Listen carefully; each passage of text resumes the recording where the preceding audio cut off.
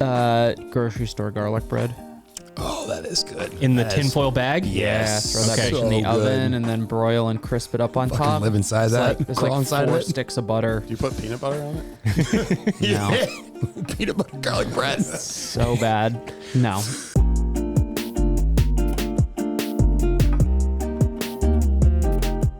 Good morning, Misfits. You are tuning in to another episode of the Misfit Podcast.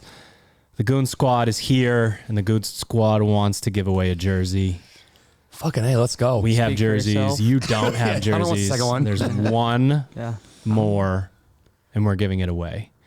And Ted, did we land on, or do we have to certify the comment or not? So we've got a random comment picker, but, you know, I think the content of the comment is pretty important in this type of contest. So we'll go thumbs up or thumbs down, and majority rules. Just like Gladiator? Yeah.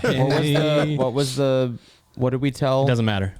It was We gave them way too many dumb, shitty instructions that didn't make any sense. All right. It was Yeah. either make up something that happened on the podcast, talk about something that actually happened on the podcast. There's also your favorite emoji. Got it. So this is random to a degree. One guy just wrote sure, but I'm like, damn, this might be the winner. That is the winner. Fuck, it's my pick. What else are you supposed to say?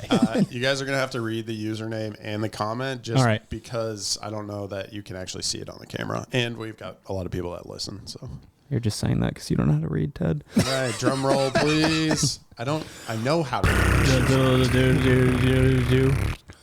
Rob C. I mean, Hunter talking about surfing, that or Sherb warming up for deads. What does that mean? Warming up. Air quotes. Said my name in it. I like it. Hunter loves it. He mentioned Best comment ever. mentioned me. Got one down thumb. We got What? we got two down. Wow. Yeah, your vote doesn't I even want matter. to know what Sorry, the Rob warming C. up for deads. Majority rules. Sorry, Rob. Thank you for listening, though. Next random Appreciate the comment. Thanks for listening. Enjoy your not jersey. Fuck. I love the idea of favorite tell which one's emoji. yours. The mental step up likes the Big fruit hot dog. aubergine. Fruit hot dog. What we got? Big Thumbs up, thumbs down. What do we eggplant think? fan. No, I don't like it. All down. Jeez. Give this comment 3 thumbs down. And today we have no viewers anymore. Really setting ourselves up for success by 0 for 2 in our first 2 listeners. All right. Ryan Gronke wants us Thumbs to bring the grip test back. Thumbs up on that. Share your feelings are showing. Yeah, good. I'm trying to Your think fitness here. is showing. Is my second place worth a thumbs up? We know what those votes are going to be.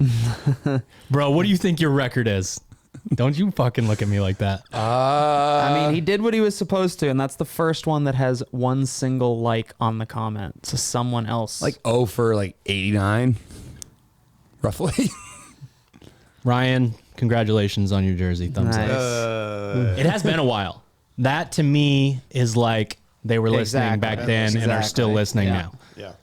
All right, Ryan. I guess email us or email me. glad we Call thought this Hunter. through. Because I don't think we can Yeah, message Ted, you flash on- my phone number on YouTube. the screen. Yeah. Do It's that. 207. Yeah. Have a good time. Email Ted at misfitathletics.com. That's TED for those of you like me who can't read. I like this though. We can give away more shit. So if we just thumbs down you, make sure you're listening still because we're going to give away more stuff. What are we giving away this week? Give away Sherp's You're yellow giving away. water bottle. Yeah. Now we're just gonna mail shirt. We're giving away an outfit One that has of- black socks, striped, wild and crazy shorts, and a light yellow shirt. Those are some wild and crazy shorts. Quite a look, bro. I don't know. You can pull it off. What do we want to give away? Either you want to give away your kids yet? Your new kid? Nah. Not yet. Wife will give away the dogs, though. She'll gladly give away those dogs. Sherp's I dog. want a dog. I had a 84-pound pit bull and a nice lab whippet mix. They only shit in the house some of the time. Let's give away Hunter's co-hosting position. Ooh. It's fine. How does Hunter win that? Give away my. So he can give it away. Wait, can I win that? We give away a jersey. We'll figure it out for next episode. Yeah, make sure you comment. Comment what you want us to give away. Ooh, even better. Tell us. I want to know what it is. Tell us what you want. We'll give it to you. Snack chat. Snack chat, snack chat. The waffle crumble cookie. Oh, here he goes again. Top 5. You fucking spring snack many chat. top What do you fives think you I'm have? supposed to? What do you I think I'm spring supposed it to on do? you. It's the start of every Spring it on- podcast that we record weekly. Oh, listen. Instead of watching Sherb like mumble and look at the ceiling, thinking about his snacks, I'm like, hey, I got crumble cookie, waffle, the waffle cookie. Hi, I love golf and crumble cookie. Do you guys have any like go-to late night low effort? I want to make myself a treat. Ooh, a but prompt. Don't want to actually like prompt. put any effort. That's into always it. nachos. Like it's literally just chips with cheese on top. Do you Throw them in have the a broiler. bag of shredded like at, on demand? I got always? one on your refrigerator. You know you have that button for ice. Mine just shoots out shredded cheese. What was that word? that's like Refrigerator. Shoots out.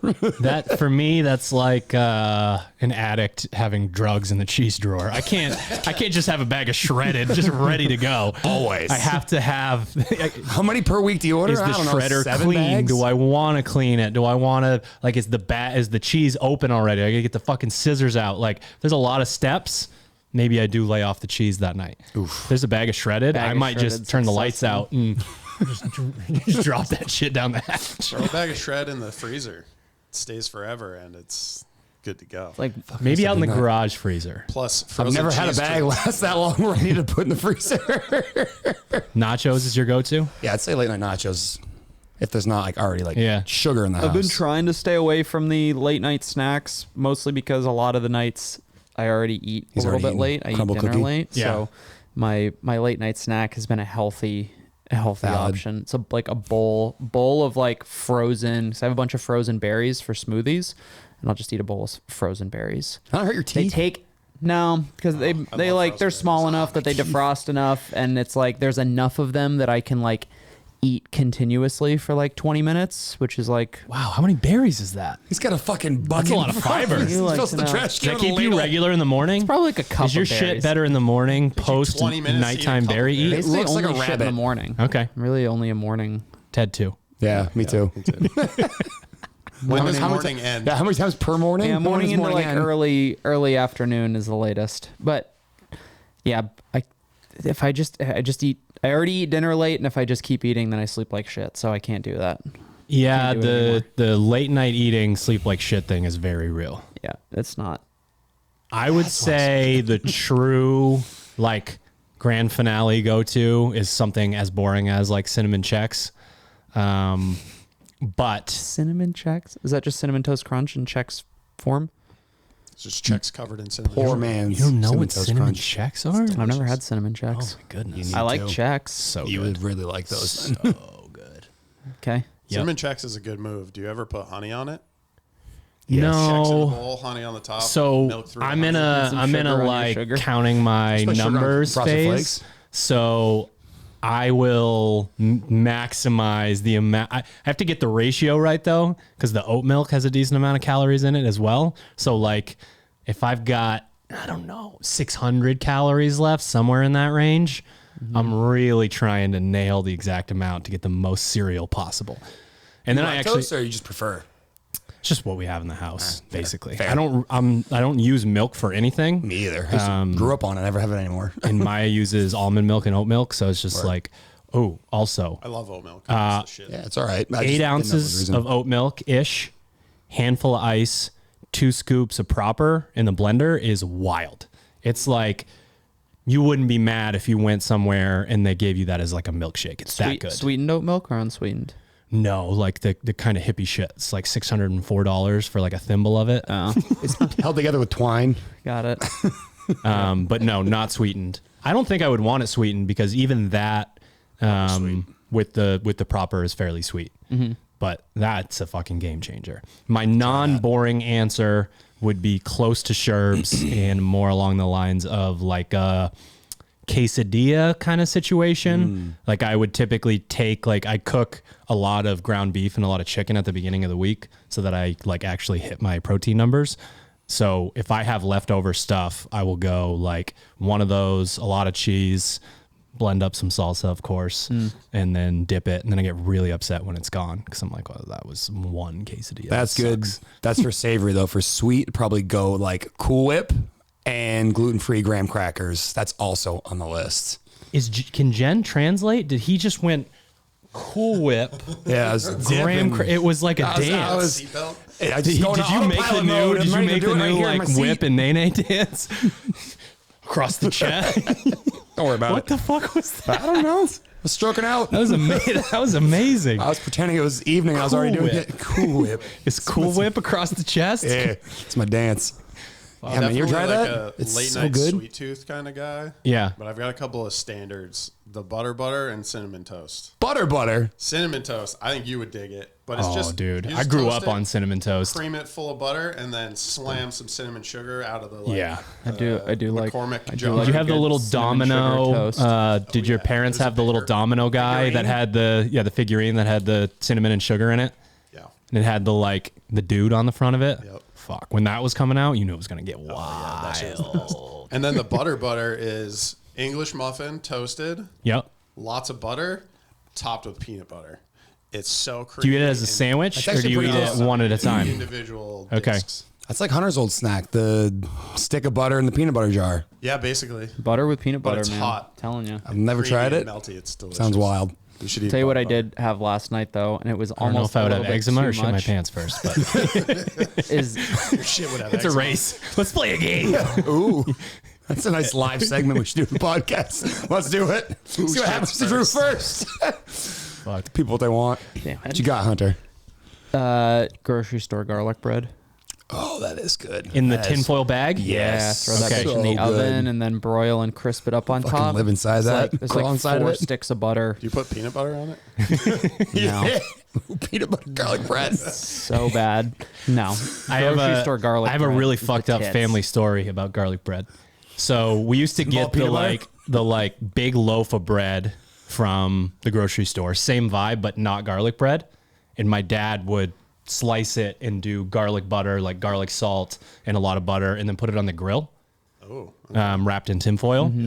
And my mom was out of town, and my dad made dinner, and it was like probably spaghetti and old school suburban Maine meal. So Jar of Prego? ragu. Yeah.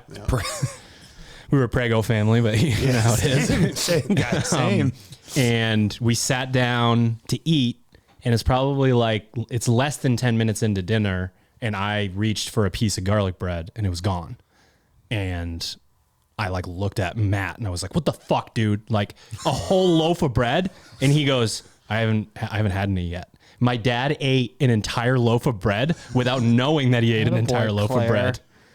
Like You're literally, behind that statement. I didn't dude, know I ate it. like Sorry. legitimately yay big. He ate the whole thing, Yeah, what are you gonna do, fucking nerd? but he didn't know that he did it. He Just, like, just taking thought that snacks as every he's time going. he went back for one that we were also partaking. He just ate an entire loaf in He ate 10 an minutes. entire loaf of bread in a very short period of time. I'm wondering in the kitchen how many pieces of the loaf went down, but it was crazy. He was laughing so hard. He was like, "I swear I did not know that I just housed that whole loaf of bread." Dad's Billy Bob Thornton, bad Santa. Dude, seriously. Claire, please. So many antics at that kitchen table. I can tell you that too right good. now. He's got to listen to the podcast. Definitely. Claire, we're gonna need some garlic bread out at the games this year. Yeah. Sure. Your boy Davey C is back. How do you feel about that? Actually good. I think there are some things, I think there's like a leadership vacuum over there at that company. So I think someone who wants to take ownership and has no problem being both the bad guy and the face of the brand and is cool with making sure people fucking toe the line is a good thing overall. I think there was a time where, things swung away from the like alpha male type of vibe in a leadership position. It doesn't be a male, it should be an alpha person in that position. And it created a situation where it's like a lot of finger pointing and things not getting done and done a certain way. And I kind of think back to that, what was is it 2 years ago? The open workout got released like 6 hours before it was supposed to get released. Like, had there been leaks in the past? Yeah, but like one across 10 seasons, and then 1 year was just like leak. Everything's going wrong. Things are getting posted at the wrong time. People don't know what the hell they're doing. So I think long term, it's a good thing. I do think like anything else, it takes a long time for what he is doing to trickle down into all the parts of the business that make like clear that things are getting better. But I'm a fan. I think the sport will be better for it. I think A lot of the pushback to that statement is, why do we need a bad guy? A lot of people are like, why do we need that? I think it's polarizing. I think people like to get behind the story of the athletes versus Dave kind of thing, and like But is a leadership role meant to tell a story? Not necessarily, but I do think that when the picture is clear, and I think he helps create a more clear picture, he is able, even though he is a bad guy, and that doesn't seem like it has a role. It's like, why does your emotions matter inside of a Metcon kind of thing? Like, seemed a little bit like that, but I do think... It sounds to me like you believe that he is a good leader. I do think so, yes. Aside from this whole conversation of like, do we need a villain in a... Yeah, in a like non-visible role at CrossFit HQ. I think when he was running the show ran better. I mean, obviously there's been a couple year gap, and like who's been doing what? It's been kind of up in the air. And I'm not like, saying that I disagree. I just know that there's this whole side of like, thank God the like warden's back, and it's like, do we need that part of him? Yeah, to me, those people, the grass is always greener folks. Like, oh, things are going to be better because it's different than it is now. And then people who are like, hey, 5 years ago, you were upset this person was who he was, and now you're happy he's back. That doesn't make any sense. But I do think that he is a strong leader, and I think that that company needs a strong leader in this position, someone who is fine with like, it all stops at me. And I listened recently to just a snippet of Justin Berg talking on the program's podcast, and he was asking questions about the air runners and whatnot. And it was just like a lot of non-answers where I think David would be like, they were fucking different. Get over it. Be fitter. And like they would move on from the conversation. And I'm not saying that's the right answer, but like there's less like tap dancing around the actual answer people are looking for, and he's just direct. And you might not like what he tells you, but I think that is a better position or a better stance to have in that position for that person than the whole like, you know, tap dance around the answer, almost be like a politician when it comes time to like answer for certain things either going well or going poorly. Sure.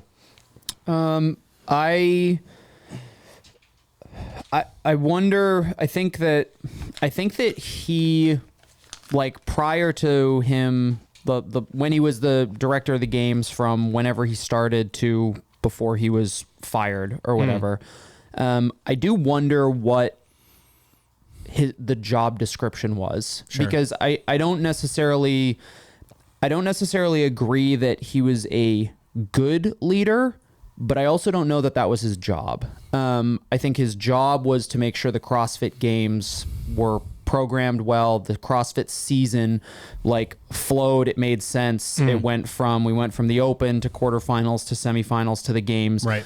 There was quality control. The programming was well written. The tests were in line. Athletes, there is a level like you two know better than anybody, and for the listener, like there is a large amount of wrangling of cats that has to occur at like these major events, and so I guess my question would just be like, is leadership was that his job? And obviously when you have a certain level of visibility and influence within the community, there is a point at which it's just like, whether you're a leader, whether you are designated a leader or not, you do have a responsibility to the community to uphold a certain standard and level of conduct and whatnot. But I also don't think he was a bad leader. I think he did what the position required of him. And I think, you know, when he stepped into the affiliate thing, it appears that people are way less interested in Dave Castro when he's doing the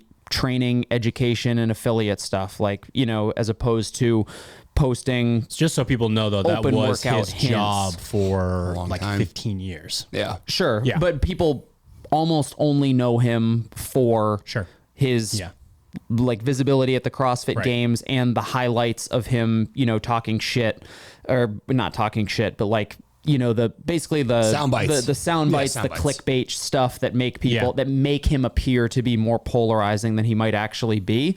I'm really curious to know what happened to Justin. I don't know. I haven't been on Instagram in a while, so I don't know. Heard he was getting into golf. Actually, like no shit. Like actually had a big like thing for golf, and that's something he wanted to potentially branch out to. They said CrossFit. He left. Yes, but mutual parting, maybe. Yeah. So I do like that he's back. I am curious to know whether there will be a difference again, because I think like when you get put into a job so early on in the sport, like he got to make that position what it was, and it doesn't necessarily mean it was right or wrong. It's just like, here's this massive void that needs to be filled. I I'm in the position to do this. I've been, doing the seminars for a really long time before getting thrown into the CrossFit Games thing. Like, okay, now you're the director of the games, make this thing what it is. And he did that. And I think he probably did it in the best way that he knows how. And with a military background, there are plenty of flaws that come with that, like personal experience, like fully understands that. But I do think that there is value in, like, just because you don't necessarily like what a leader says or the way that they go about their business doesn't mean they're a bad leader. You don't have to agree with them as long as that person is generally pointing us in the right direction and moving us forward. Like, you have to accept that that's a really fucking hard job to have, and that, like, you're never going to please everyone. So I'm interested to see how it comes out. I'm just, once again, CrossFit dropping bombs in a very, very interesting time of season. Like, hey, and maybe they didn't control when Justin left or when they moved Dave into this position. Maybe that was out of necessity, but it always seems like it's like, man, we're smack in the middle of high time at the CrossFit HQ. Better change a whole bunch of shit. I don't believe it's a coincidence that, and I'll make sure that I say this correctly so people don't think that I'm saying something different, but I don't think it's a coincidence that people like us, who are typically fairly complimentary to the sport and what they do, got to a point where we made an episode like we did a few episodes ago. And then the person who is in charge of that no longer is in charge of that. Like, he's put in, maybe everyone's patience is that's what I'm saying. Yeah. Like, I think we gave more patience than most did. So I would put that out there. I think it reminds me of what we talk about in terms of adjusting and not overcorrecting when it comes to things like programming. I think they've needed adjustments for a pretty long time, and that they've overcorrected in the name of those. I think the floodgates were open when Dave left because people felt like comfortable to go to someone like Justin or Boz or whoever, like go to athlete control and just say, like, hey, this is already really stressful. If you guys could, like, calm the fuck down and be nice to the athletes and the coaches and think about it from that perspective, then this could be a much better experience for everybody. So the previous games were run in semifinals and regionals and things like that were run better. But last year was like a breath of fresh air going there and realizing that, like, there's a level of mutual respect between HQ and then the athletes and coaches. And I think the hope is that we can marry those two concepts together. For sure. I think part of it was Boz was so good at being head judge. I think there's a lot that goes into that. So he moves into that role. Who's in, like, we don't know what the power vacuum situation is, like, is that what's supposed to happen? No, that's what he was. No. I mean, but do we know what Boz is going to be doing? No, Boz is writing the programming for the games. As far as I know, he's still director. Yeah. So there's the vacuum there. There's the vacuum with Dave and what Dave brought to the sport. And then now we fast forward and you kind of wonder, like, one of the reasons why Justin probably was like that on the podcast is because his job is meant to be, like, behind the scenes, like crossing T's and dotting I's and doing things like that. Like, do we see is Castro going to Monster Energy and saying, like, it's 650,000 this year? Like, is he negotiating you know what I mean? Like, you wonder, are there now what used to be 3 people? Is it 4? Is there someone writing the programming, running the games, running the judging, and, in charge of, who knows, partnerships or whatever? Luckily, there's an actual CEO at the company now. Yeah. Potentially the first one that they've had, right? Yeah. Like, if you think about it from a true traditional sense. Didn't want to be CEO, fell into it. It was just like, I'm doing what I'm doing, and I guess I'm CEO. Versus, who are you talking about? Talking Greg. Like, when Greg was CEO, it's just like, and he even hired. I'm just doing my thing. Hey, I hired like Jeff Glassman and a few other people who are in different roles there. At some point. No. He hired a true business CEO. It was Kane. I'm thinking of those. Two different names. Oops. But, like, the other part of this that I think needs to be brought up, and it's like, almost, come on, Dave, like, you can do it, but also how much of it necessarily was his fault? Like, do we know how we'd like to think that we would know, but do we know how we would act and there's tens of millions or hundreds of millions of dollars coming through the door, and the culture of your business completely changes. I did a lecture this weekend, and I wrote down culture as a positive, and then was coming up with the negative form of it. So I flipped the board around and wrote culture upside down, because culture is culture, right? You can have a negative culture, a toxic culture. Sure. You can have a positive culture. I don't know that the environment that a, young, full of piss and vinegar SEAL team leader type person, I don't know if that environment that he was in was great for his development in certain areas, because there was the culture of like blacklisting people. And if you say a fucking word about us, you're gone. Yeah. Like, people were terrified of saying the wrong thing. And it's like, okay, he's older now. He has a ton of experience. It's clear that the logistical stuff he's really thinking about. The fact that people don't know that he was head of training means that he was doing way more work than people thought he was without even saying anything. Like, he was the one who always responded to the emails to me that had anything to do with, level ones or anything like that, coaching certificates. So like, is there a new and improved version where we still get the leadership and the person who's not afraid to step up and deliver the correct message, but also doesn't say and do some of the things that rubbed people the wrong way? Like, the athletes don't need to be scared of the guy running the games. That's ridiculous. That's like a power struggle type situation that will result in issues there. And I know that this was already potentially addressed when they were like, he's going to be interim CEO and he's doing leadership training and he's doing all these things. I think Don, from his background, probably understands Dave a lot better than most people do. And hopefully he delivers a level of leadership to get him there. I think it could be really good. It's just like, are we just going to snap our fingers and go back to the way that it was? Because there were a lot of issues with it, and people have the like short-term memory, and like they get on their teams of like, oh, what's the narrative? What are we supposed to say? Okay, got it. Check. I'll like regurgitate that. I think there's an opportunity for it to be a really good thing, because there are a lot of intangibles that are like very clear with him that are positive.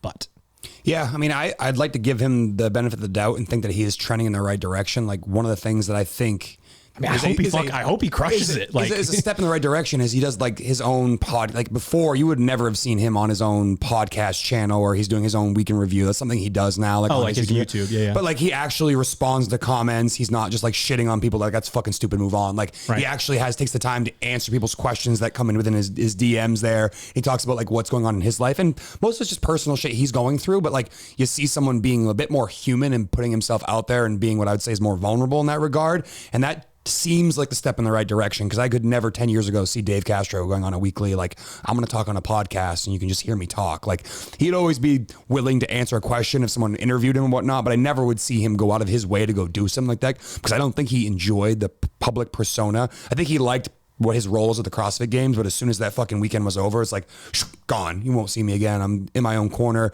I'm dropping into affiliates. I'm posting about, going to your box, or, I'm hanging out at the ranch and I'm doing my thing, but he's relatively private. I mean, I think he has a social media that some of the time he does on his own and some of the time someone else does for him. So there's some question about who's writing these posts and if it's which one's Dave and which one's the person he's got. Well, he makes it pretty clear when the games he does for sure. But I didn't know if, outside of that time where if he's busy, he might say, hey, you're going to run my social media kind of thing. But the point being is that I think he's more out there, and I think he's in a way that's not so much like the villain that hides in the cave and comes out once a year to be the fucking dickhead and goes back in the cave. Like, it seems like he's more along the lines of like, I'm gonna go out there in the community and like let people know like, hey, I'm a human being too, and like that's something I did, but it doesn't like the only thing that I'm about is just being like the CrossFit Games villain. I think it has the potential to be a really good combination of him and Boz working together. They obviously have done that for a long period of time, but if Boz is going to continue to be the one who programs the CrossFit Games or those events, and Dave is more oversight and like the behind the scenes, like the logistical elements of the CrossFit Games. Again, I don't know what his like actual role is supposed to be and how that differs. He's watching from what testing Boz is. at Rogue this week. So it's still Boz and it's still the testers, but he's also there. Yeah. And I think marrying Boz's... Wasn't one of the things they mentioned like a more what did they say about the programming? Was it more like streamlined? Was it more like... I don't know. I didn't hear. Progressive? I feel like I read something somewhere that it was like trying to make sure that the programming was like almost like logical and just like in its advancement, you know, from kind of year to year, and like the continuity was there. So like we're not going to the bridge to a gainer competition.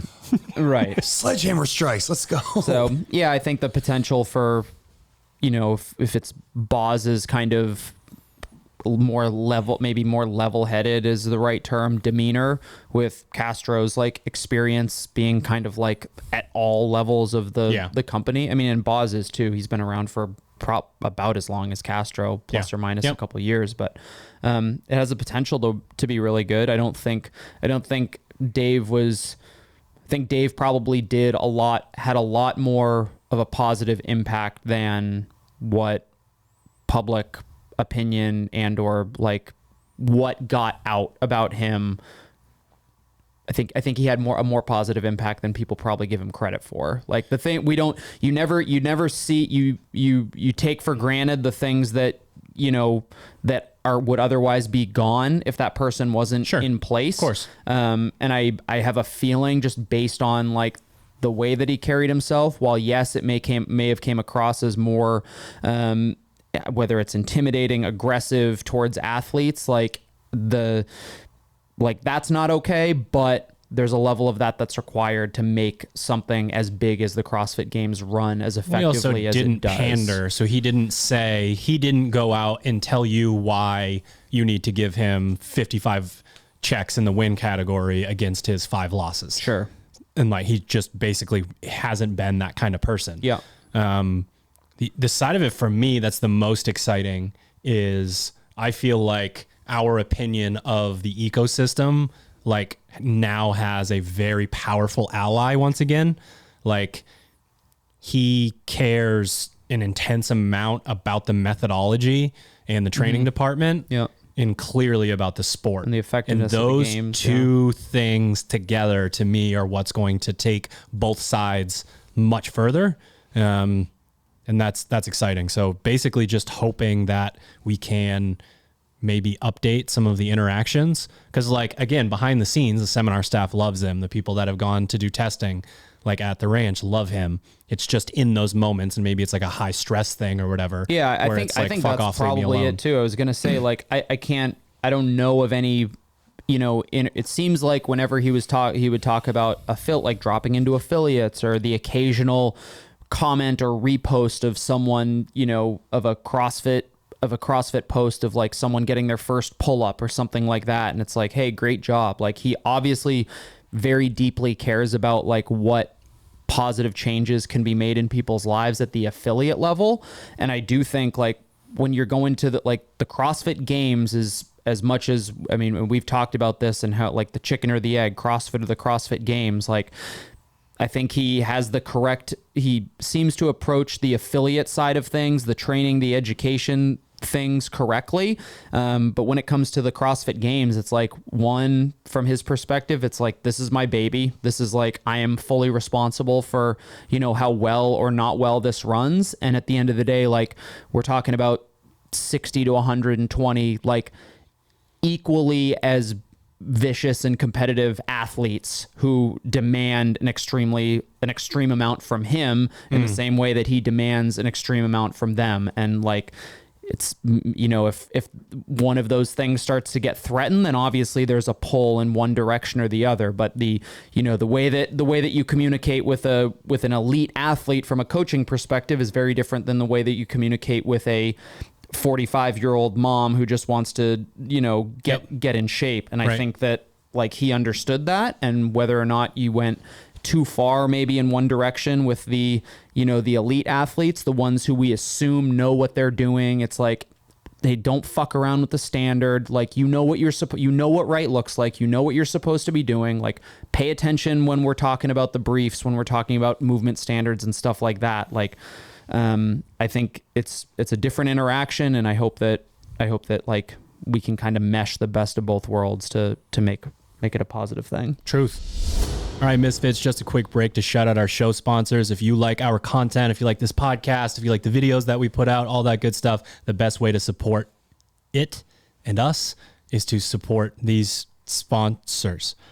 Smooth It's mock games week at misfitathletics.com, and you can get 2 weeks for free by heading to misfitathletics.com. You'll be able to see mock games. You'll be able to see the next week of programming that follows after that.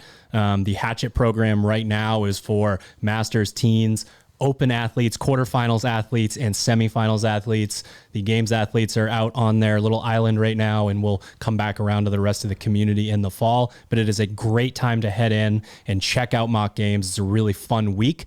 And then we get back to the quote unquote fun after that. MisfitAthletics.com for your 2-week free trial. If you're going through mock games week and you feel like you're run out of gas, you should probably check out some Proper Fuel. You can get yourself some hydration, pre-workout, post-workout, all in one website. All of the things you need, none of the things you don't. Again, head to properfuel.co. Use the code word Misfit to save on your order. Make sure you are properly fueled to get after it. And lastly, we are brought to you by Sharpen the Axe. Head to sharpentheaxecode.com. Use your favorite Misfit athlete's name or their mandated nickname, Code Carol, to help them fund their games travel this year. Games travel is not cheap. They could use your help. We've got a whole shitload of clothing stocked up, ready to roll. Some of the women's pants are, from what we've heard, I have not tried them yet. I will soon. Some of the most comfortable pants that we've made. They seem to be super popular. I recently acquired a couple of pairs of the shorts and headbands. We got sweatbands, which I was super stoked about, as the lettuce is starting to get long and the sweat dripping in the eyeballs on the Maffetone runs are not ideal. So the sweatband helps make me, I don't know if it makes me look good, but feel good, play good, look good, I guess is subjective. Unique. Shut up, Sherb. Head to sharpentheaxecode.com. Use your favorite athlete's code. Okay, back to the show. It's mock games week. Oh, blessed. We do mock games every year as a way to, I think it's very much twofold. We do mock games so that the CrossFit Games athletes that have qualified can have a simulation of the weekend. So they've just gone through Hell Week, which is their peak volume. They have a longer rest period because the games run Thursday through Sunday for individuals and teams. So we go in and we really take a good hard look at where they are at. And then the idea is to, from a coaching standpoint and an athlete standpoint, to identify what tweaks need to be made to those final 3 weeks of what we call going back down the mountain. So the volume gets less and less week after week, and it becomes more and more about fine tuning and more about like circling that enemy on the calendar and saying, okay, I need to get better at like zeroing in on one thing and getting better at it. The other side of it is a pause to basically create a week of fun, quote unquote. I always put the purple devil emoji in when I write that for the Hatchet athletes. That's basically anyone and everyone that has not qualified for the CrossFit Games is on Hatchet right now at this point in the season. And the Hatchet mock games are basically just an opportunity to go in and take a look at what would it be like with my current skill level, and we have the, scaling and equipment modifications. What would it look like for me to go in and attack something like this? And if it's too much, you just do less events. You get the week in advance on the site and on Fitter, so you can go in and you don't have to follow the strict schedule. But we suggest getting out of the gym. We suggest, talking to other misfits that are somewhat local to you, being the one that's willing to take a drive on one of the days, to like stop for a bit and have fun with this thing. I'm going to put you guys on the spot. I will go first. We are going to do favorite mock games workope. Basically just going to preview. It's been a hot minute since we're going to preview 3 workouts here. Hope you guys don't like event 1 the best, because I do. Event 1 for MFT is 2 rounds for time, all in a 40/30 pound ruck, 5 rope climbs, run a mile, 50 push-ups, run a mile.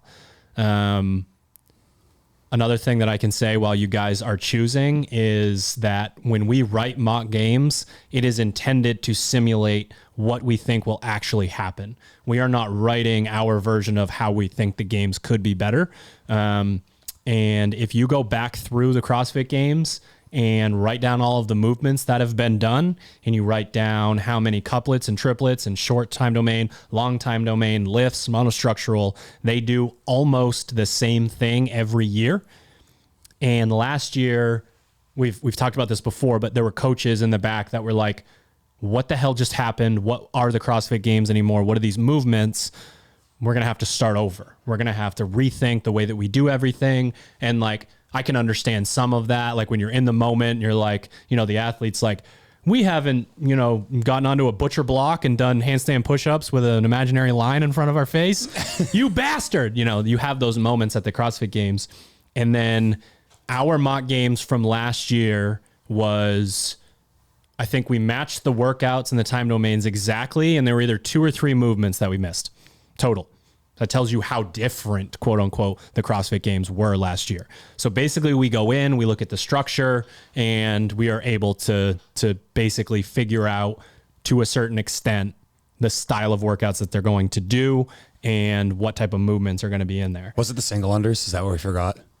I don't know if you guys have thoughts on this workout, but I just think that the 50 push-ups in each round is like so huge. That to me is the entire workout at the highest levels. Mm-hmm. 1st through 10th, the shuffling of the order in relation to where you're going to finish over the course of the weekend, I believe, is all about those push-ups.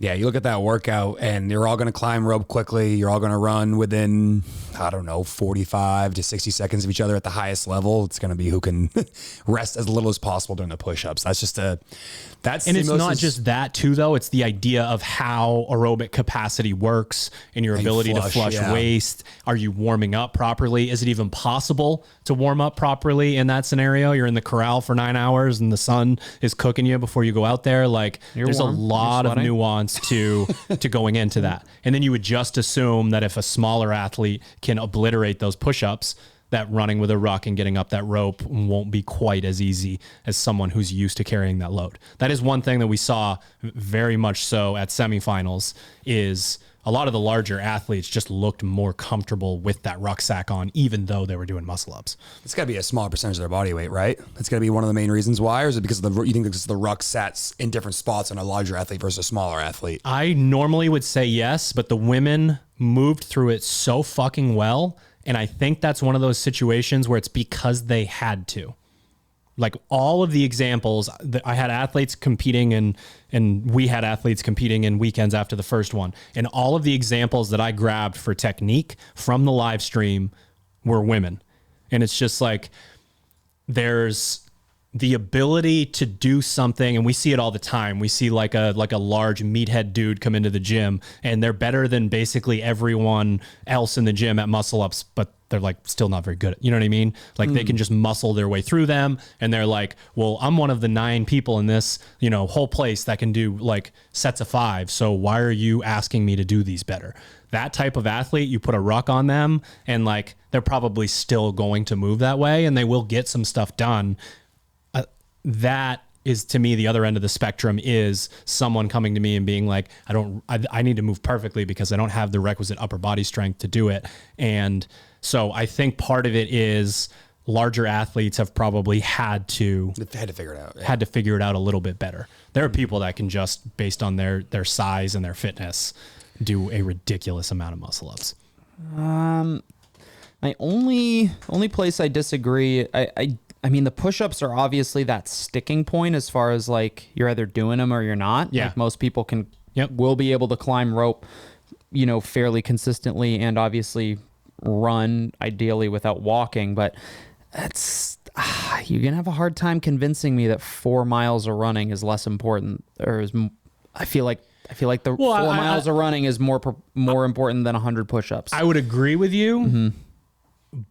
And that's not necessarily what I'm saying. What I'm saying is I think that they're all so good at that highest level, like those top 10 people, that the only the push-ups are the movement that everybody is spread out in capacity more than the others. And I think that in the heat, that will end up being a function of like a lot of like how much capacity you have and how much you can flush waste and how, you know, how well you cool off, you know, via sweating and whatnot. The paces of the ruck run, the last time they did it, were so fucking stupid.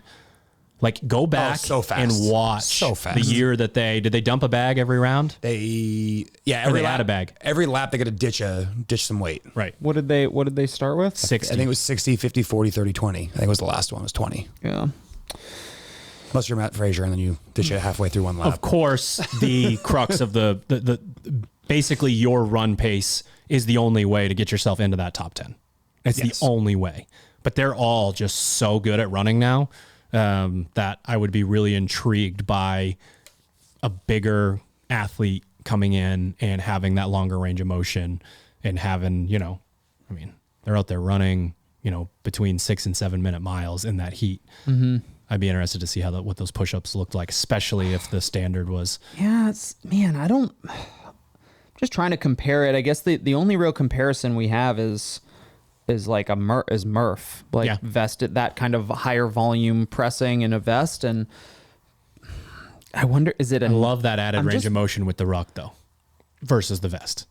Yeah, true. No cheating with that vest. And a little bit more depth and yeah. I guess that's a significant difference is that range of motion. I'm talking long arm Jimmy. Yeah. And Janie. How's that going to go? Yeah, no, it's a good, it would be fun to watch. It would be fun to watch that get executed.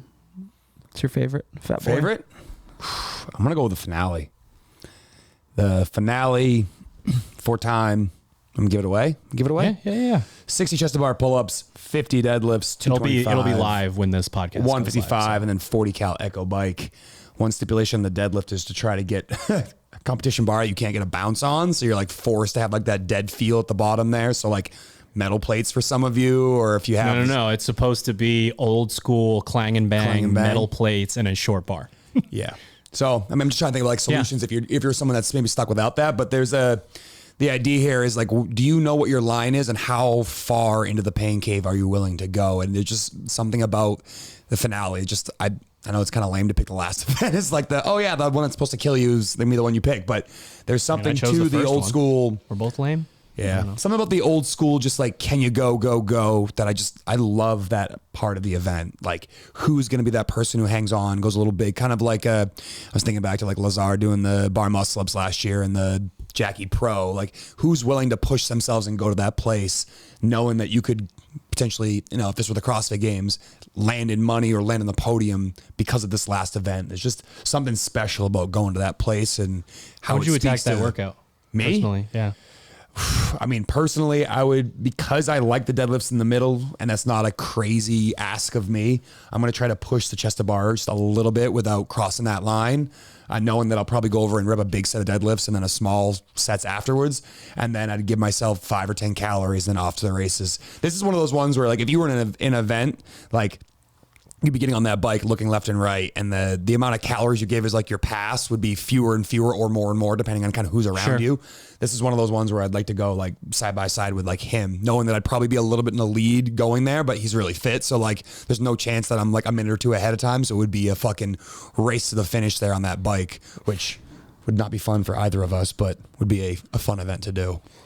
I don't know if I'm catching you on that one. I think he gets on the bike with not many reserves left. That would be your shot. You would get on and be pretty steady. Sure. I think That'd be something dumb. I think so many athletes would get on that bike. And at that point in the event, there's almost like you kind of have to, don't you? Yeah. Unless the person that's dragging everyone along is also not going to be able to bike. But that happens in those events. And man, you get stuck on the Echo bike. Not cool. No, it's just like, and like you can. I'll be in my coach's chair with my. You can sprint in that thing, but you just don't get the same bang for your buck that you get on an assault bike. And at that point in the workout, like the chances that you're like doing a top end sprint are not just pretty that low. Not just that with the workout, the weekend. That's event 14. It's event 14. Only 14 events. I think my favorite is event 9. 20 sandbag cluster get-overs. 100 pounds for the men, 70 for the women. It's basically you perform a squat clean thruster with the sandbag and kind of thruster the bag onto the 48-inch target. So it's a over. Yes. Well, you were saying like well, then you have to get over. So Sure. it's like Yeah. it's a block or a barbell. you can I guess throw a it over, you can barbell, throw yeah. it on. Yeah, you can do the squat clean, toss it over, squat clean, put it on, and then push it over.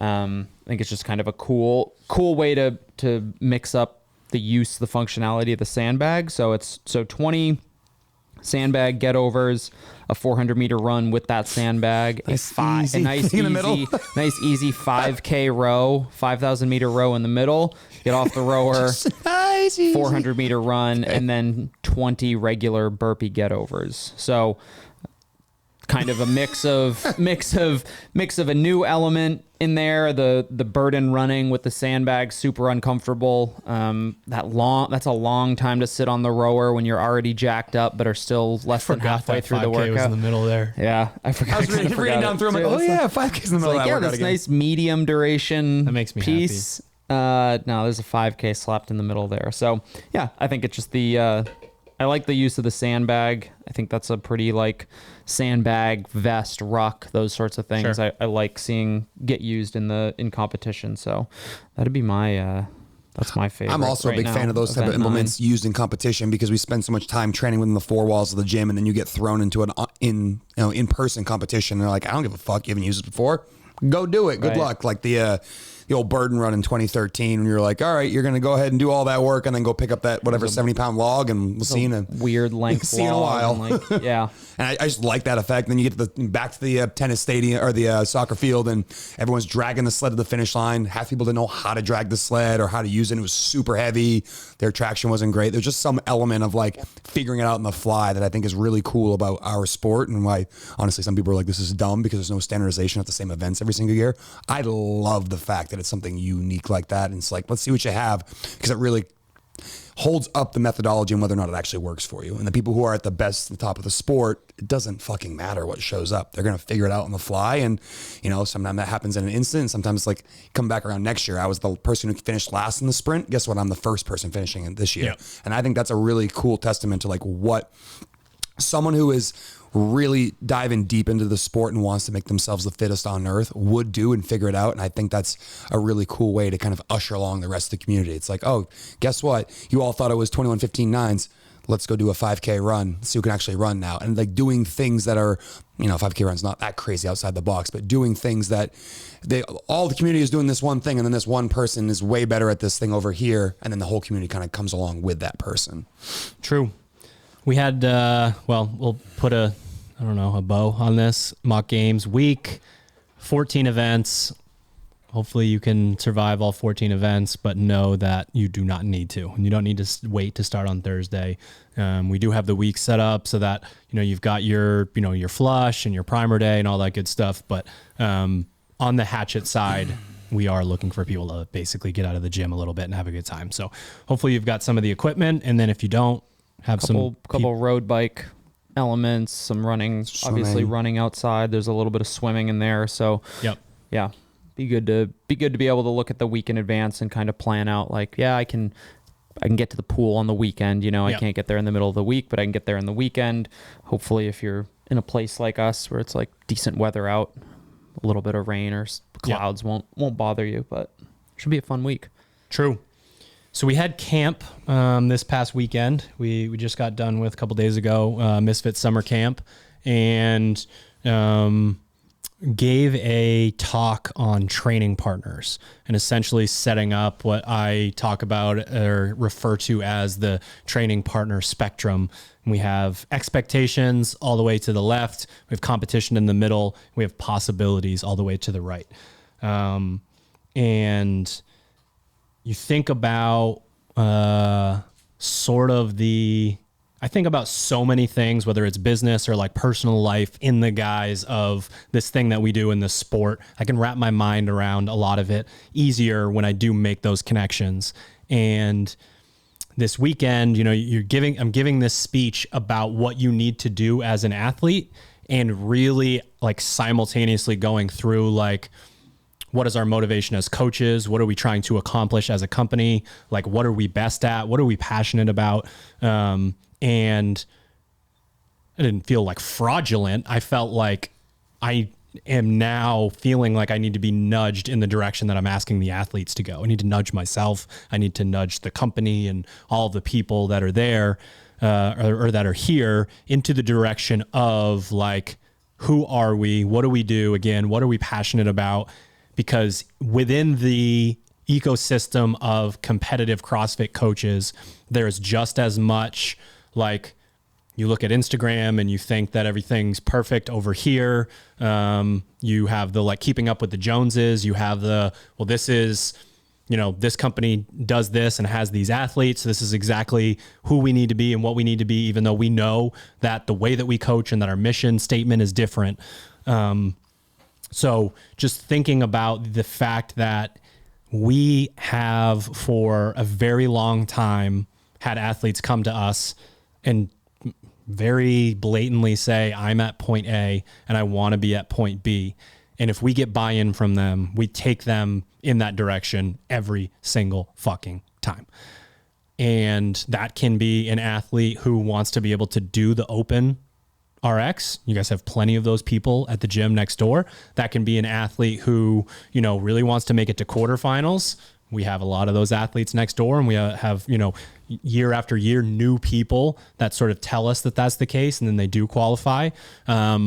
We've obviously been taking people from what used to be just open to regionals is now quarterfinals to semifinals. We have athletes come to us and say, I've been going to the semifinals for years. How do I go to the CrossFit Games? That is what we do. And I think the buy-in portion is the piece of why we haven't done as much recruiting as other companies in the past. There's something to, I see what you guys do. I see you back in the athlete area. I see how much you care through the podcast, even if, they're like a member at the gym or whatever. I want you to help me. And that level of buy-in that we get from the people who do see what we do and see how good we are at it is what I think sort of creates the magic of we don't really miss when it comes to helping athletes progress. Like we don't have athletes come to us again, that do buy in and that do, the little things and send videos for feedback and things of that nature. Like we just don't have athletes that show up and do that stuff that don't get better at every single level. And camp is such an awesome reminder to me of that. I'm here. I signed up. I traveled all the way to Maine. Like, let's get better.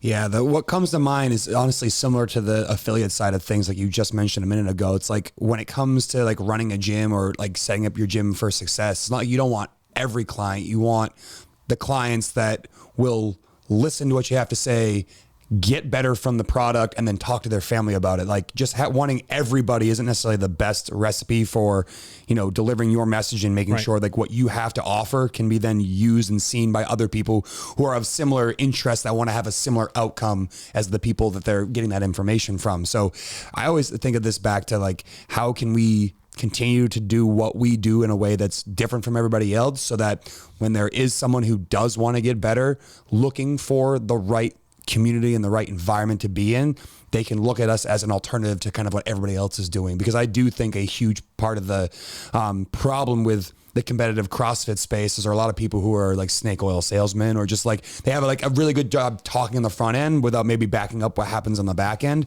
And again, I agree with you. I don't think there's anybody that's come to us with, hey, I'll do whatever you say. I'll toe the line. I'll do everything you ask of me, and not seen better success. And even people who are maybe haven't been convinced to go 100%, but go like 90% of the way. Sure. Even those folks see good success. It's just the person that you're constantly battling with, like, tell me why. And they just seem like they want to go somewhere else, where we're like, we're not going to try to like beg you to stay here. We know what we can do for you, but we need you to believe in that as well. And if that does happen, I completely agree. And I think the track record and the jerseys that hang on the wall next door are evidence of that. Those are all folks who chose to listen to Misfit Athletics, buy in, work really hard for, some of them a season, some of them 5 seasons prior to that season, and then finally had someone help them connect the dots on the things they were bad at, and then took that final leap to either qualify for the CrossFit Games or do well at the CrossFit Games.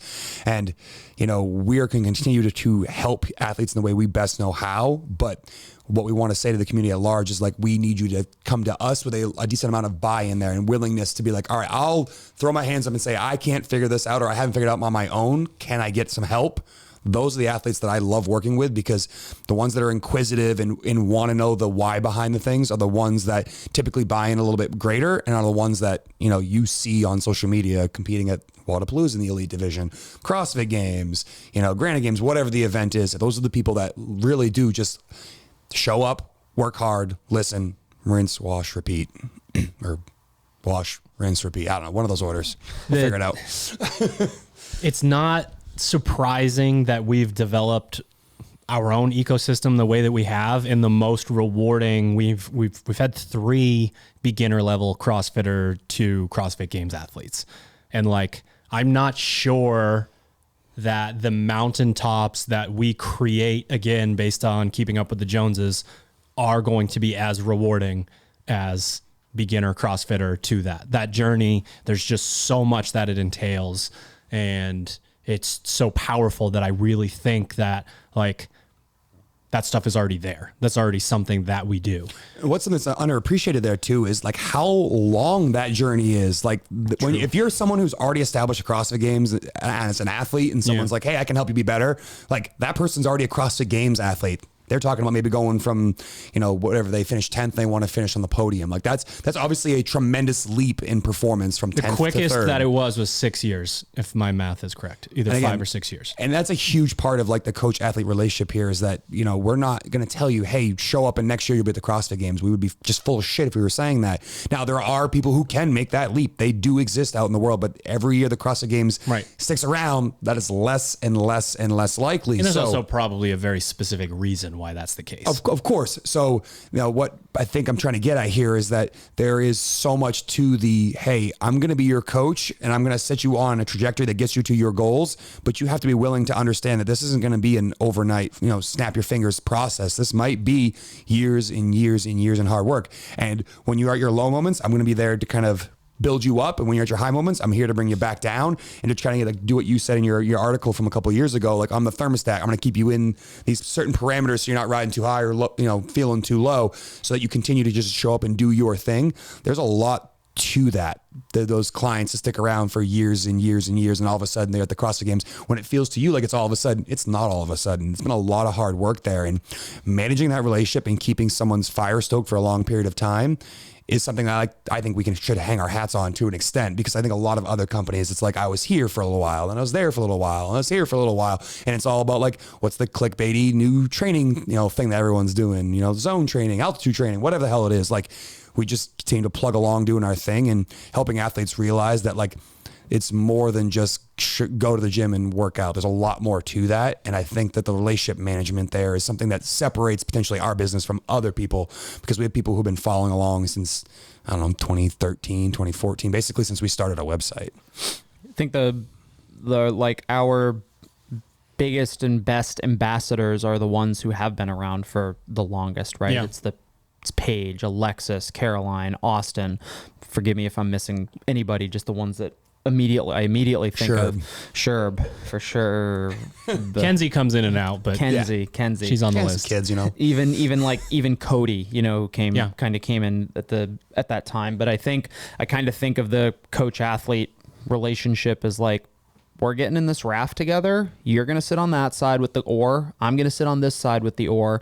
And if either of us stop pedaling, we're going to go sideways. And it's a 50-50 relationship. Yeah. And it's no more than that on our end, and it's no less than that on our end. And if you are an athlete, or, we see, I don't know how the interactions between other athletes and other coaches, or if an athlete is shopping around at a programming company, but what it feels like to me is that there's a lot of instance of okay, what are you going to do for me? And that sounds a little bit arrogant from kind of my purple chair here, but it's that's the wrong question to ask. It shouldn't be. I don't think the most successful athlete is the one who's going around to different programming companies asking how much are you going to pay me? How much are you going to pay me? What are the perks of being here? What are the perks of being there? It's understanding that at the highest level, athletes have to make money and you have to survive. And I totally understand that and empathize with that. It's just being our idea is we're just going to work really hard. That's going to be the first thing, and the good things will follow that, instead of thinking like, what's the signing bonus? What are all these perks? Like, okay, now I can get to work. It's like, no, nowhere else does that happen. It's like you put your nose to the grindstone, and then you make the positive results, and then you get the opportunities that come your way.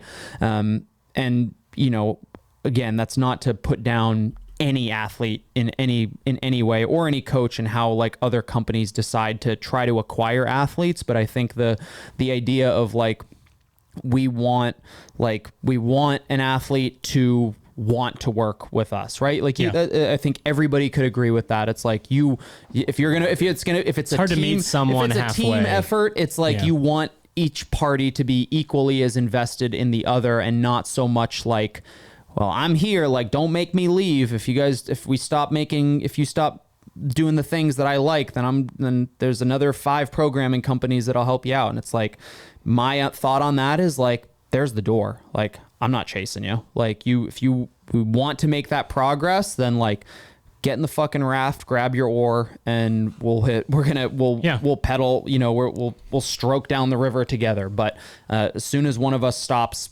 caring about that, that's when you start to go in circles. So it's true. The other side of this that I'm working through in my head, and thank you for listening to my therapy session that I'm having with myself, is the team Misfit side of things. Now, on the Misfit Athletics side, we put out the programming. A lot of athletes have really good results. And a lot of why someone would be brought in is they are watching the other athletes. So they have this shining example that's out there, and they can either check the leaderboard, or they can check, their Instagram. They can do whatever it is to observe this person excelling at what they do. It's so easy for me to do this. I am not an affiliate coach next door. What takes place next door is as impressive, if not more impressive, than what takes place on the competitive side with Misfit Athletics athletes. Now, the 50-50 thing is right now, I sort of believe, very one-sided. Team Misfit programming is fantastic in a vacuum. This programming is the only thing that we're looking at in this equation right now. Team Misfit writes great programming, but if it's not executed properly, it's just another version of words on a paper on the 50% on the other side not coming to the middle. And I don't know exactly how to do it yet, but I want to be able to show other people who sign up for our affiliate programming what you guys are doing over there and the success that the athletes are having. It's fucking wild what's taking place next door. And it's an hour-long class. Like, are we going to fucking live stream it, Ted? Like, what is the way for coaches to observe what you guys do and how you're doing it? Like, obviously we put out content, but sometimes it might lack the personality that you guys bring to the table in an in-person situation.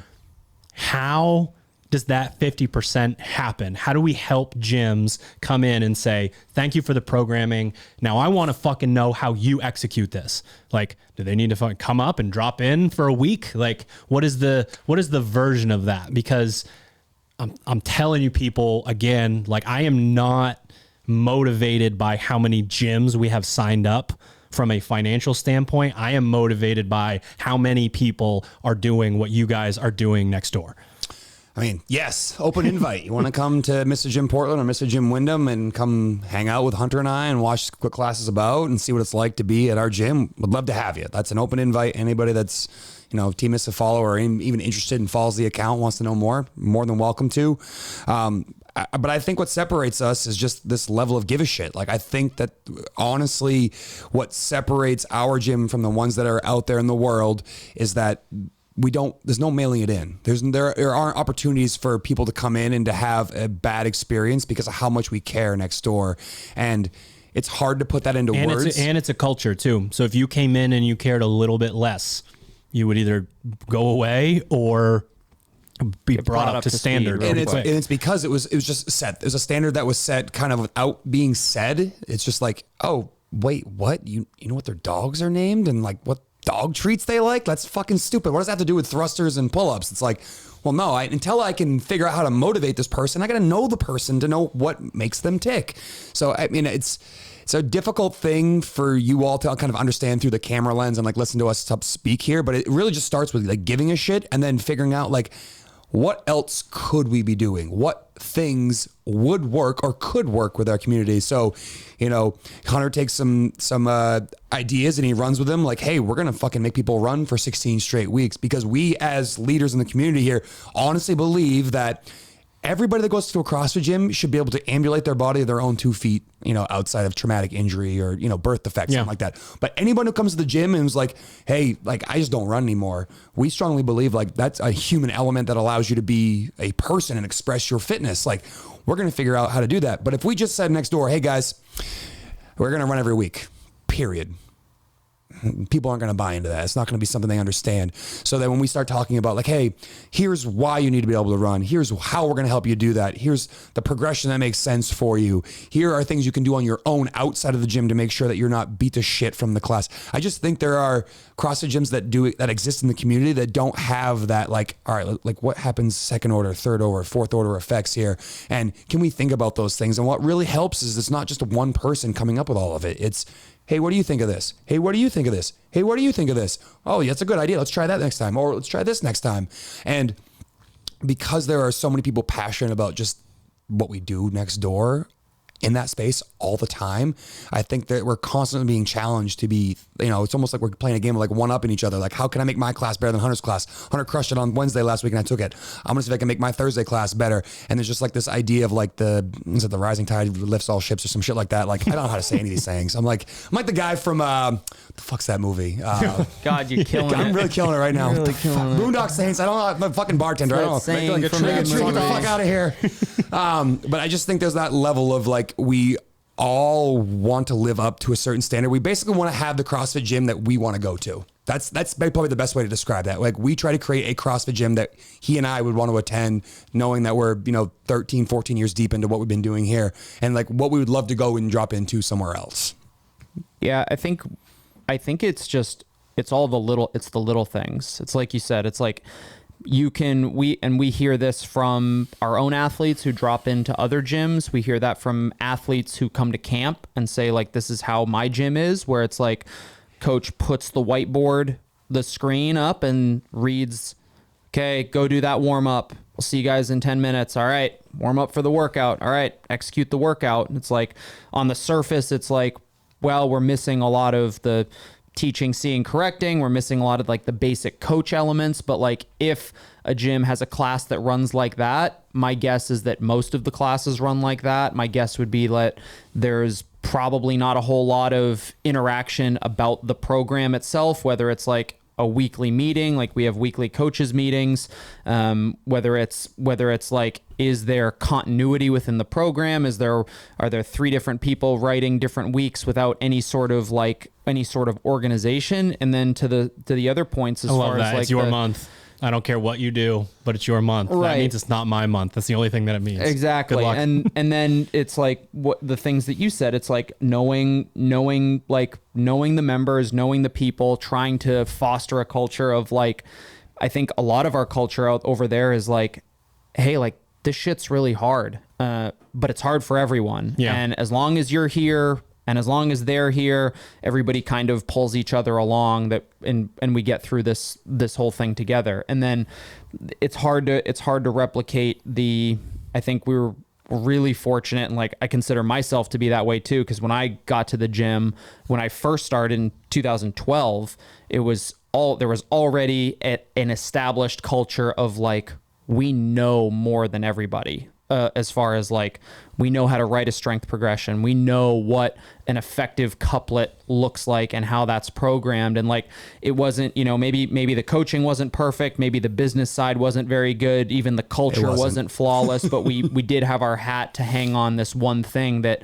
hey, like if you come to the gym, like you have the potential to learn and know more than any other CrossFitter, in New England, because the coaches know so much and can explain so much, and then you build off of that. And I think when that is the standard, like it forces it it's like you said, it's like you're either going to meet the standard or we're gonna get you up to the standard, or it's coach just up, like this isn't exactly why I found this gym too. It's the exact same reason. Well, but then also like when that culture gets like audibly propagated into the membership, when members see coaches evaluating other coaches, when members see 4 coaches taking class, it's like all of a sudden now the members have a high standard for the way that the gym is executed. So like the members hold the coaches accountable, the coaches hold each other accountable, the coaches hold the members accountable. And it's this big kind of positive feedback loop where it's like, hey, we're all trying to be the best at this one thing. And we're slowly having more people trickle in from other local gyms. And, we're certainly not trying to like we don't poach members, we don't talk to it's purely word of mouth. Like we are dog shit at advertising. I like hide behind like trash cans. Yeah, I'm like, hey. Aside from the beginners Instagram posts that go out every month, like we're not exactly pumping the marketing the marketing side super hard.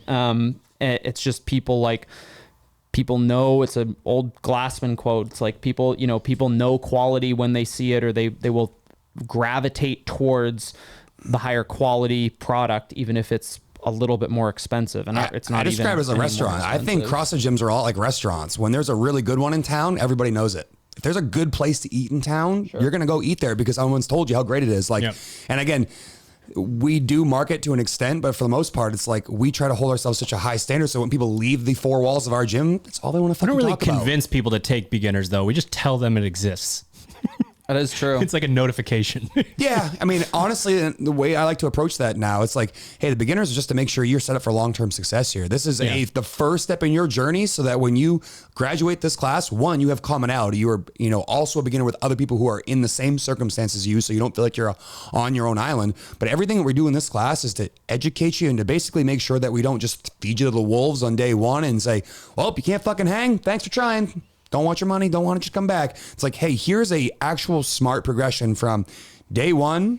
Let's get you to move for 10 minutes. Day 2, change up the workout, make it a little bit different style, but also about 10 minutes. And then you come back, it goes a little bit longer and a little bit longer and a little bit longer. And the intensity across the entire month begins to ramp up. And by the end of the month, you're taking class with everybody else. And you've sort of seen kind of like, all right, I've come up through the ranks. I've got at least a foundation for how things are going to go. But you leave that class with a coach saying something to the effect of like, hey, for the next 6 months, expect to do a lot of modification in what you do here because we want to make sure you stay safe and get a good workout. So you keep showing up, keep showing up, and keep showing up so that it becomes a behavior. So it's just something that you do. And if you stay consistently enough and you're willing to show up, listen, and try, you do those 3 things, this place is going to work for you. But that's the only 3 things you have to do. Show up, listen to what we say, and try. If you can do those 3 things, this place works. If you don't do those 3 things, it might not work for you. But most people hear those 3 things and are like, yeah, I can do those 3 things. And it works great for them. It's another, we're circling back to culture is culture, I think, in a lot of ways. Mm-hmm. And then the other piece is just, again, the idea of that motivation and what motivates you. Why are you doing what you do?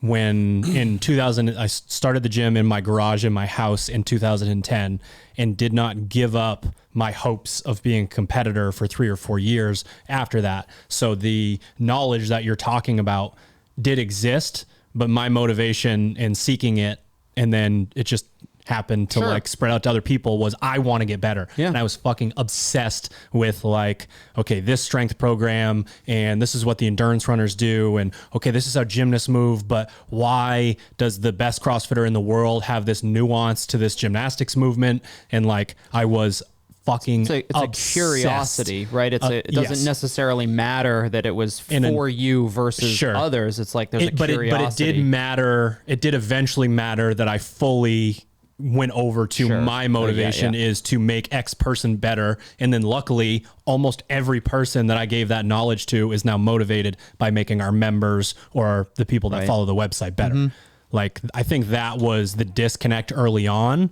that allowed for a lot of some of the right foundations to take place. And then we moved forward in the right direction because we were actually motivated by the things that would give us a more successful situation.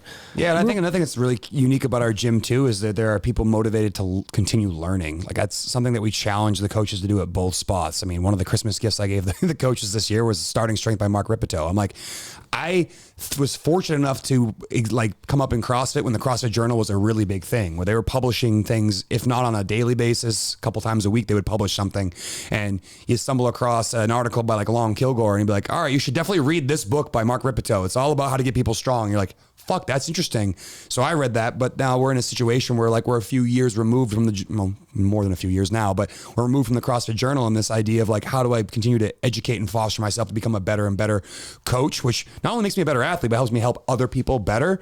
You know, I try to pay that forward to other people, knowing that like they might come to me with something down the road that's like, I've never seen before. That might be about, you know, flexibility or endurance training. And that's something that I think is unique to successful gyms versus non-successful gyms is this culture of like, I want to continually to figure out like, what else can I learn and what else can I pass on to the members? It's really cool to me to see a coach come in and be like, hey, I read this. Like Coach Mark, for example, has recently done some anaerobic threshold testing for himself because he's getting into bike racing and wants to do like an Ironman, I believe, down the road, or a sprint try or a full try.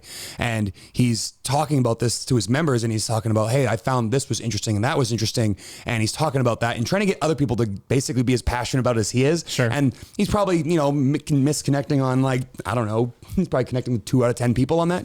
Connecting, misconnecting, disconnecting with like 2 out of 10 there. But the idea here is that You're going to get muted soon. You better wrap it up. There are a couple of people there that are now like, holy shit, like Coach Mark goes above and beyond to like learn this type of stuff. And that just like shows the members how much he cares. And like, you might not resonate with every topic that I bring forth in an affiliate class to you, but the one that does, you're sure to tell your friends and family about that. And that's, again, continues to show like the difference between like the standard that we have set here at Misfit Gym Portland versus just the other gyms you could go to in Southern Maine. When I get Sharpie fired up, you ask him about affiliate culture.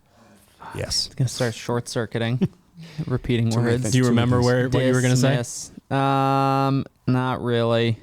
So I think I guess I kind of do. I think the one other element that you can take away from this is that you can change the culture of your gym, right? Oh, yeah. You can make that adjustment. And we've talked at length about that on multiple different podcasts. And that's still like, we still every once in a while, we're like, when we were talking about hey, are we going to make people run once a week for 16 weeks? Are people going to be upset? Are people going to be like, are they going to latch on to it? And it was like, well, we're going to give people the heads up. We're going to say, hey, this is what we're doing. This is why we're doing it. This is why we think you should want to do it. Our coaches are on board. Like, hope you are too.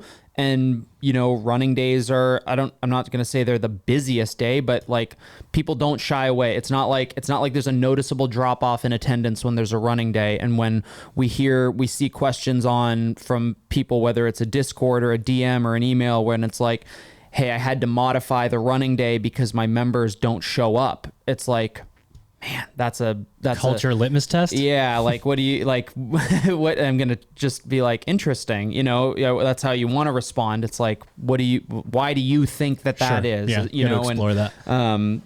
But I think it can change with the right kind of motivation and attitude. I am currently very motivated to show you guys more of what that culture is next door. And I don't know exactly what it looks like, but I think it's really important because both sides of those things motivate the three of us in a pretty large way, the competitive side and the affiliate side. So thank you for coming to my therapy session on what motivates me at Misfit Athletics and Team Misfit. Final thoughts, gentlemen? We'll do my speech therapy next week. All right. That's your final thoughts? Yeah. All right.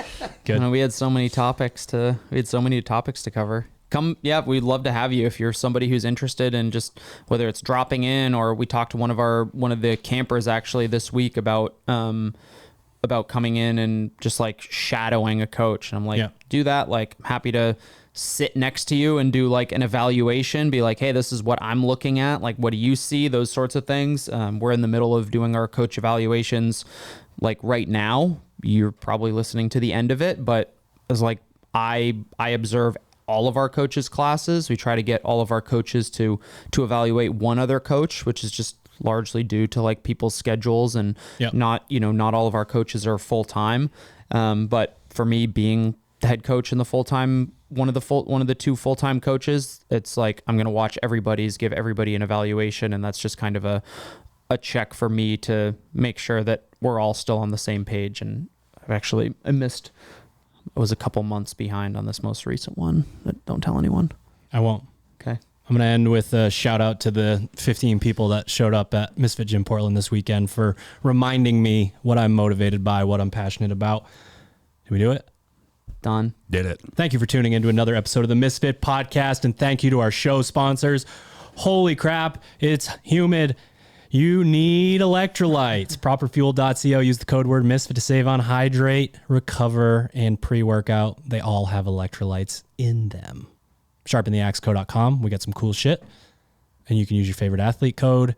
We've been talking about MisfitAthletics.com and TeamMisfit.com this whole time, whether you knew it or not. You can head to both of those places to get your individual and/or affiliate programming needs. We'll see you next week.